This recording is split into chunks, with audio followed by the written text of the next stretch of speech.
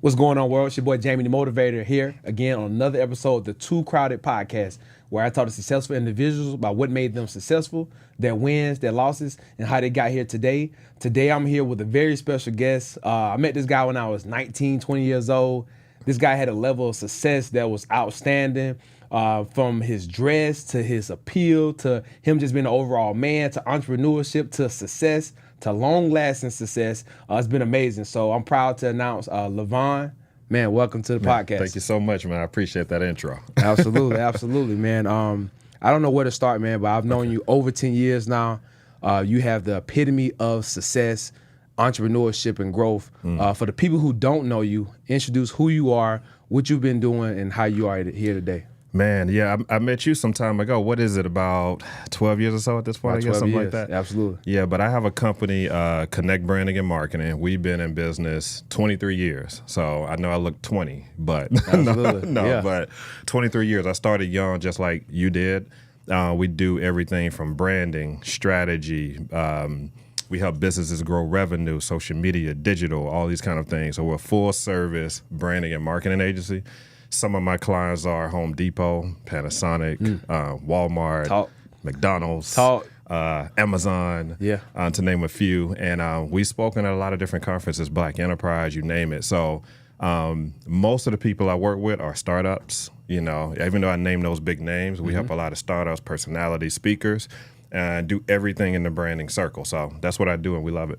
Absolutely, man. I don't know if you remember or not, but I actually started my fitness business logo off of your book, a Wow Image. Wow, you did tell me that. Yeah. So I remember, I think I came in as a mentee, volunteering for your event with you and a previous business partner. That's true. I was in the front of the room helping pass out books, having passed out pamphlets. Yeah. And I'm like 19 years old in the room, and I'm like getting blown away just from the level of expertise and success. You know, we see a lot of success on TV, we hear about it, but to be in the room, I tell everybody, to be in the room to see it, it does something to you. And, you know, you gave me a level of success that made me want to follow you for years. Wow. So I definitely want to. See, people don't know, you never know who's watching you because, you know, me and my business partner was just in that room. We were speaking and did our thing at the conference, never knew you were watching. And it's funny, years later, I called you to train me. Absolutely. And that's when you told me, and that's when I found out. So, yeah, that's great. I'm glad to hear that. Absolutely, man. So diving right into the entrepreneur world, how did you get your start? Yeah. And what's been, you know, some of your greatest moments in building to where you are today? My start wasn't conventional, you know. So I was raised in Tuscaloosa, Alabama. I went to Alabama A&M University. And when I went, it's a funny thing because I didn't have like a college fund. And so at like the 11th grade, I was like, if I don't get a scholarship, I'm going to be here forever. Not gonna happen. Right, it's not going to happen. And so I had the ability, I could draw. I also played the drums. And so I worked that last 2 years of high school, got a dual scholarship in both. I was top 5 in the whole state for playing the drums, percussion, as well as drawing. Got a dual scholarship, paid my way through college. Gotcha. In college is when I started my business. So I went to college at 18, 19, I started my business. Right after I said I would never be an entrepreneur. Became one. I said I would never be it, but people began to hear about what I did on campus, and they would just say, hey, I'll pay you for this.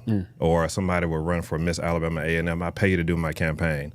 And so one by one, I would do it, and I looked up a couple years upon graduation, and I'm thinking, well, you're supposed to go get a job. That's what they say. Yeah. So this was fun. I made some cool money, and no one would hire me. And luckily, thank God, I had laid a 4-year foundation of building a business, and I had to do that full time, and that was 23 years ago. Wow. So when people hear those accolades, you know, sometimes they think it's like a special individual person. You know, you were destined for this. You know, it was always so easy. You know, talk about that process of you. I know you gave us an overview, but how did you really know you was built for entrepreneurship? How did you really grasp the mindset for entrepreneurship? You know, people are talented, but that doesn't mean they're going to be successful in business. True. I think with each challenge of entrepreneurship, you learn that. Because like I said, before I started, I was saying that I didn't want to be. I just knew I was talented, but I didn't want to be because there's so many things you have to handle being an entrepreneur. You know, you got financials, you got taxes, you got your actual skill and gift, customer service, you know, all these kind of things, marketing. So It's just something I didn't want to deal with. But when I got into it, I realized I love people. I love helping people. I like using my gift. Yep. And I realized, people have different gifts. Some people preach or do different things. I was able to use my creative gift and my mind to help people grow revenue. That's what I learned. And so when you see somebody that's successful, there's often a lot of pain on the other side of that. Right. So my first level of pain was, okay, I can't get a job. And then going into entrepreneurship so young, no funding, no experience, no mentor, and literally figuring it out. So, if you're 20 years old, you're going to convince Panasonic to do business with, Right. You know what I'm saying? Right, that sounds crazy. Right, or just any business. You're walking up and you're 23 and say, yeah, I can handle your marketing, or 25.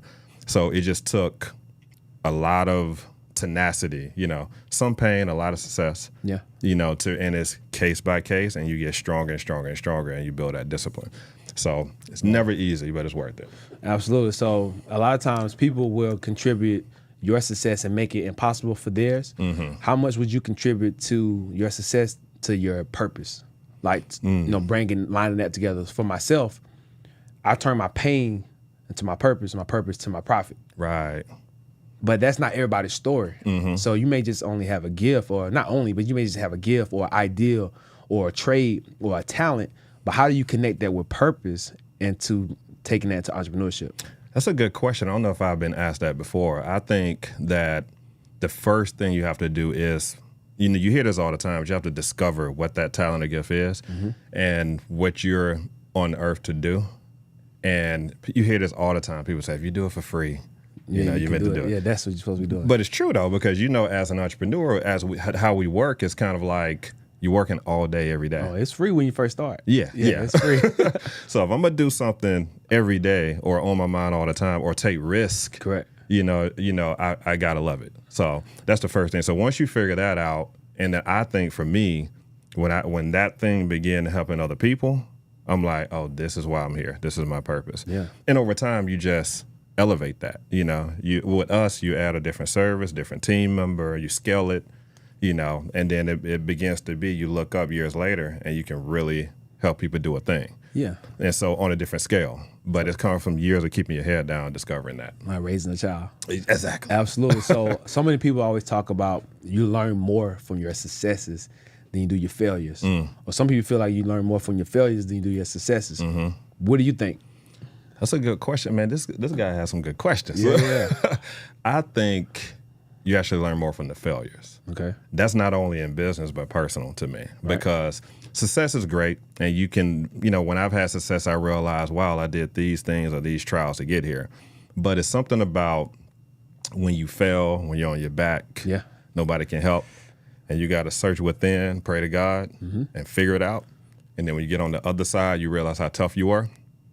I tell a lot of people during the pandemic was the last time that I learned that. Because when the pandemic happened, like you met me at a conference. Most of my business was going to speak at conferences, getting clients, face-to-face events.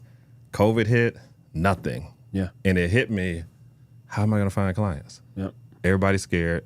Nobody leaves the house. Yep. And it scared the hell out of me. You know what I mean? So it forced me to go harder with social media, figure out things I didn't know. Think outside the box. Yeah, think outside of the box, different innovative marketing campaigns, learn how to sell online. And we actually did really, really well really, that year. Yeah. And I look back and I'm like, we run a 7-figure company out of the living room during COVID when I thought we were going to fail. And afterwards, I'm like, I'm tough enough to do this. Yeah. Whatever trial comes, I can handle it. And so that, tough time failure made me realize what I was made of. I mean, they say tough time produce easy moments. Easy moments produce harder times. That's true. Yeah. That's true. So that's good, man. So if we're sitting right now to the 20-year-old version of you, what do you tell that version of you at age 20 from where you are now to age 20? I would tell that younger version of me to take a lot of risk, mainly around that time. It's no such thing as loss taking risk that early. And the more risk I take, the more opportunities I grab. So even a lot of people don't even like to take risks outside of the box. I heard you say before we started recording that this is a business, you have other businesses. Yep. When you're young, it's good to just do it all. And you'll find when you're like 30, 40, all of that experience, it culminates into whatever you're going to be. because you'll be wise beyond your years because it's like broad. Yeah. You see what I'm saying? So I would just tell my younger self, even though I took risks and ran this business ever since then, take even more risks, do even more things, think outside of the box, do something different. I would do that. Well, that's good. So a lot of people, after they reach a level of success, they kind of slow down with their tenacity and their grind. How have you been able to sustain it? You know, I study a lot of success, successful people. They're getting success and they're getting a level of success and money, and then years later, you slowly but surely see them fall away, fall off, disappear. And I think they got comfortable or complacent with that level of success. How have you been able to avoid burnout and complacency? Oh, I have been burned out though. But I think, you know, you do something every day for years, you're gonna get burned out. But I think you have to reinvent yourself. For me, it's reinvention and it's the people that's around me. So my business partner is my biggest motivator.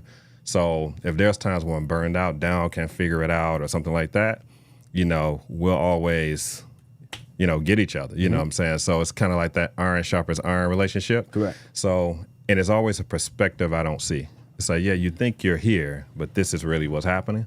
And so, but the biggest piece outside of that I've learned is my lifestyle. So me younger with work. Yep. Now work to me, I can go to Cancun for a week and work there. Yeah. Or go to the gym. I walk the Beltline, you know, things like that. I take a moment to breathe. I eat right, things like that.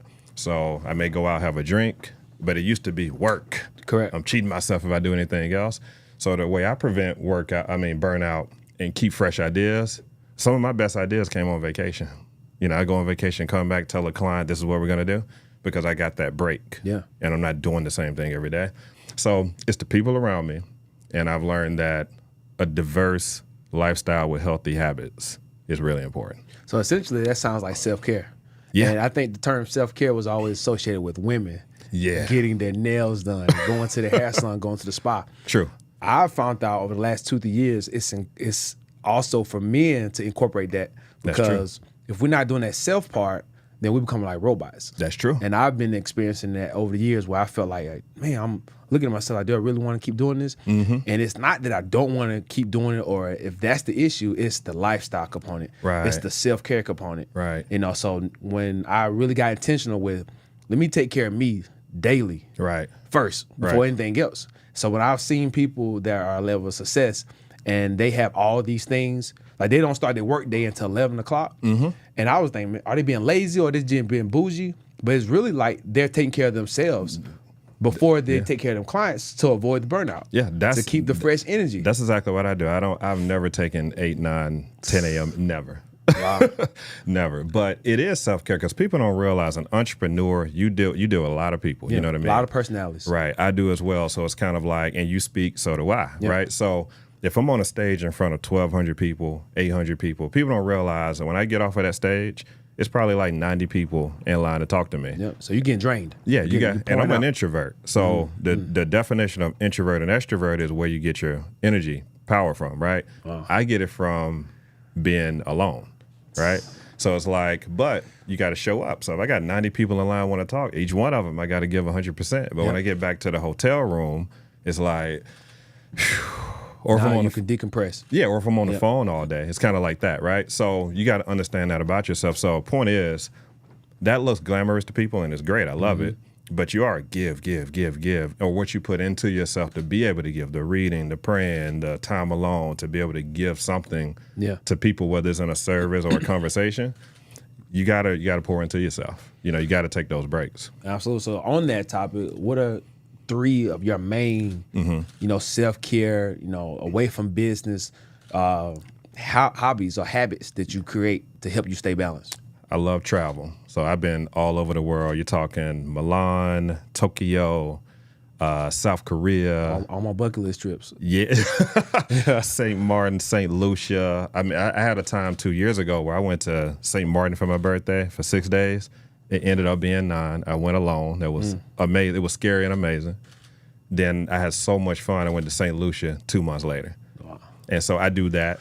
I work out 5-6 days a week. I've noticed. Yeah, starting to get more. Started with you. Yep.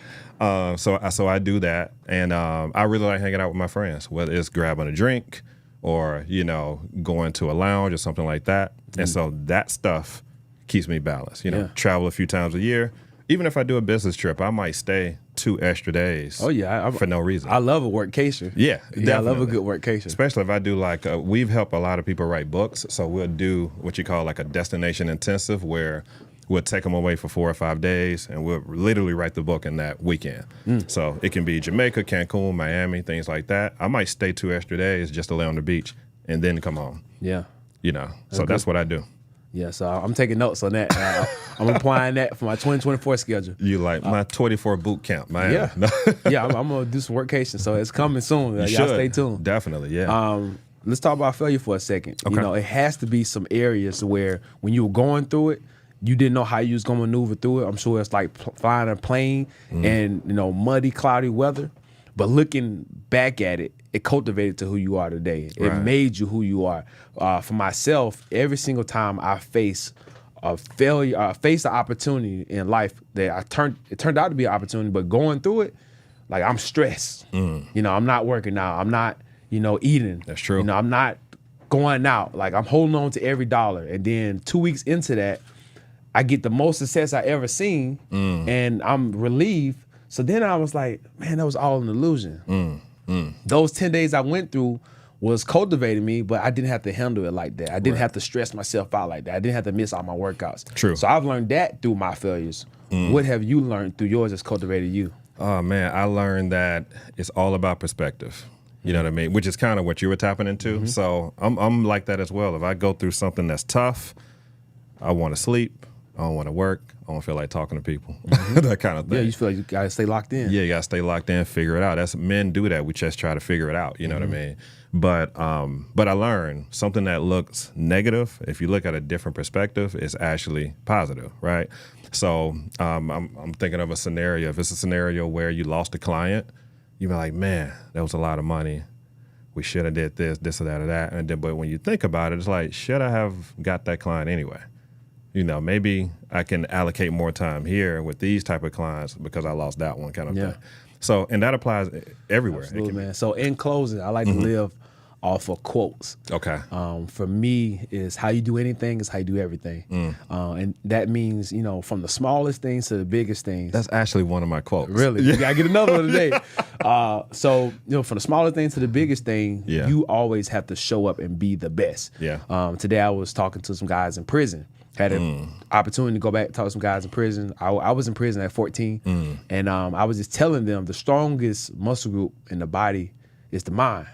So as you approach every single situation, your mind is that's the caveat to how you approach everything. So if it's something small, you look at it small, you'll do it small. But it can be small if you look at it big, you're gonna approach it big. And if you take that through life, it'll help change every area of your life. And your geographical location doesn't determine that. It's your mindset. That's true. So how you do anything is how you do everything. That's true. What's one of your quotes and what does it mean to you? I love it. So I'm gonna piggyback on that quote. So he put me on the spot. So I gotta do the thing. So I think for me, I try to. It's not really a quote, but it's kind of the way I live. I try to make complex things. I break them down into simple things, right? So. And a lot of people know this about me. They'll say, LaVon, you always take something and make it like one word. So a client or anybody, they'll be explaining something. And I'm like, oh, you're trying to this. Yeah. You know what I mean? Because, so if I'm trying to build a business, and that's how I can help other people build businesses, it may be, I don't know, a jewelry line, for an example, right? It's big, it's grand, you want to make $2 million, whatever it is, right? So we boiled that all the way down to, all right, what's the name? What does it mean? Who's the client? How does that person think? What should it look like? You know what I mean? How should we price it? Right.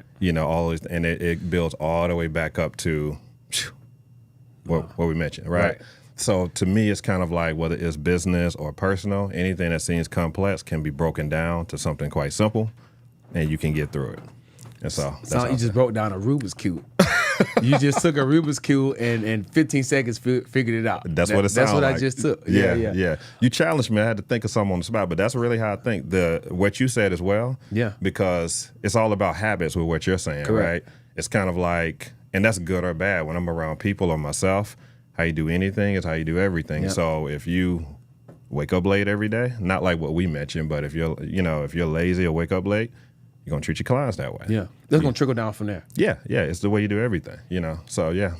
Absolutely, man. That's why women look at our shoes when Oh, that's the very first thing. My mom told me, nice shoes, good smelling breath, Yep. and eye contact. Yep. That's everything. So as a trainer, I always make sure I'm talking personal. Yep. My teeth are smelling good, and even if I have on an outfit that's not the best, my shoes are gonna be the best. Right. But see, and that translates to people, anything, everything, like you mentioned. Yeah.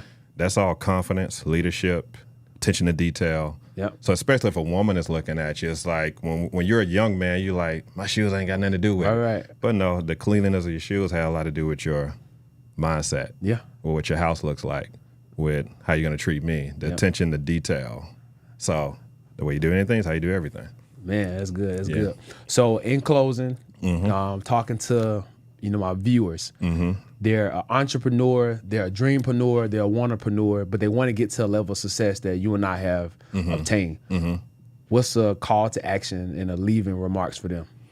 I would say don't be afraid to take risk. And I know that sounds just cliche. Yeah.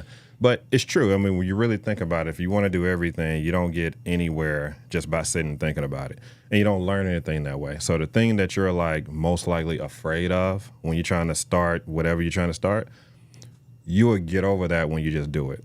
And you oftentimes realize it's not as hard as you thought. And you realize you're tougher than you think, and you realize you can handle it. You see what I'm saying? Yeah. So it's just like me. I didn't want to be an entrepreneur, but I'm sitting here 23 years later, and every challenge I was scared of, I got through it. Yeah. And to the point where people pay me to advise them on it. Yep. But had I just stuck there, I'm like, well, I can't.